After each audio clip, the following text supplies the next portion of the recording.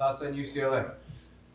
Man, they're playing good. They had a stretch there where they weren't playing good, um, but they're playing really well together. Their depth has improved. Mara's been a presence for them. Um, watched the film from the first time we played them. We beat them on the boards. We beat them in a lot of areas, but they went 12 for 23 from three. And we made a lot of communication mistakes that gave them good looks. Uh, and that was the difference in the game. In a 1 2 point game, one possession game, they knocked down 12 of 23 threes, and that was the difference in the game. You guys are playing better defensively at the 3 point line than you were back then? Well, at times we do a good job. We're really inconsistent with our possessions defensively, and most of it's communication. I don't think our effort's bad. We're making mistakes that we should make in January, late January, and that's the disappointing thing. I haven't seen the progress that I expected from a group that has won some games, but we haven't made the progress communication-wise, execution-wise on the offensive end that I think we need to make. And so, we're a little banged up, guys. This time of year, a little sore, and things aren't going quite right. So they've got to really focus in on getting things right in the practice time that we do have. Can some of that still be chalked up to some new faces playing big roles and just getting everybody on the same page? Well, I think so. I mean, it's always a new challenge. We're going to a lot of new venues, playing a lot of new teams. So there's a newness to it. It kind of seems like it's always the non-conference season, but going to a familiar place now. So we've got no excuses, but we're going to have to play as well as we've played all year to give ourselves an opportunity. That's for sure, because they are talented. They can talk about toughness and all the things, but they're just talented. They've got good athleticism. They got great size, experienced guards. They're just a very talented team. TJ's a confident guy. He's had a couple of great games. What's it like coaching them? I'm sorry? TJ's a confident guy. He keeps telling us he's the best defender in the Big Ten. He's had a couple of really great games. What's it like coaching him? He has played well the last two games.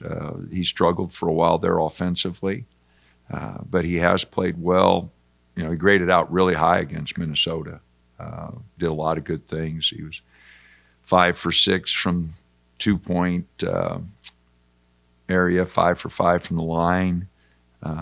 Made some really good plays for his teammates. Took a couple questionable threes, but he graded out really high offensively and defensively. So he's doing some good things now. We just got to keep him going, because he did go through a period there where nothing would fall, and we try to get everybody playing at the same time. Nate and Jackson kind of carried us for a while there, and Brandon and TJ didn't play quite as well offensively, and now they're playing better, and Nate struggled a little bit offensively. So we try to hit on all cylinders one of these days. What are some of those things you'd like to see Nate do better to get himself back on track? Well, he had been shooting free throws really well. He missed a couple front ends there, and missed a couple shots, and just lost a little of his aggressiveness. Now, on the other hand, we missed him. I will say there were 4 or 5 opportunities we got to throw him the ball. I mean, he had a guy on his back, and we're putting the dang thing on the floor, and it should have went into him. So I was really disappointed in that. And I showed the guys in film all the times we missed him.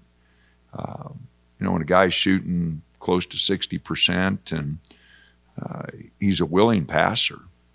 Our second bucket, Bam makes a nice cut. He hits him for a layup. It's not like it's the black hole and it goes to him and it's never coming out. He's making good decisions. We got to give him the ball more. the losses that you guys have had this season, the team's been able to respond pretty well. How confident are you in responding to this one as well? Well, we'll play hard, I think. You know, our guys practiced really hard yesterday. We had a little sickness and some soreness today, so we backed off a little bit. But guys practiced really hard yesterday. So my anticipation is they'll play really hard. Now we got to play well. And that's playing hard and playing well are two things, you know, and two different things.